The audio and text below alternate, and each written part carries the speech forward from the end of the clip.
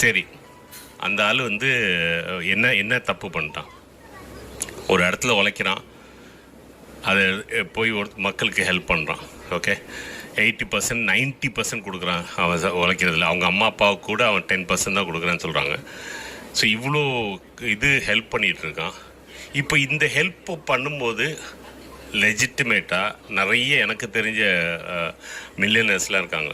எனக்கு தெரிஞ்சு ரொம்ப க்ளோஸாக இருக்க மில்லியனர்ஸ்லாம் வந்து யாரையாச்சும் ஏதாச்சும் கஷ்டப்படுறேன். கூட ஒரு நண்பர் இருக்கார். அவர் எப்போ பார்த்தாலும் யாராச்சும் கஷ்டப்படுறது பார்த்தா டப்புன்னு என்ன இருக்கோ அந்த டைமில் எடுத்து கொடுத்துருவார்.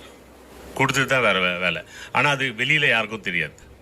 இந்த மாதிரி ஆளுகள் சில டைம் என்னென்னா, இப்போ இந்த கேபிஐ பாலா மாதிரி ஆளுங்களுக்கு கொடுப்பாங்க. அவங்க என்ன சொல்லுவாங்கன்னா, ஓகேப்பா நீ இவ்வளோ ஹெல்ப் பண்ணுற, இந்த பையன் கையில் இந்த காசு என் பேரை யூஸ் பண்ணிடாத, நான் உனக்கு கொடுக்குறேன், இதை கொஞ்சம் வந்து இப்போ மக்களுக்கு போய் சேரட்டுமே, நல்லது நடக்கட்டும்.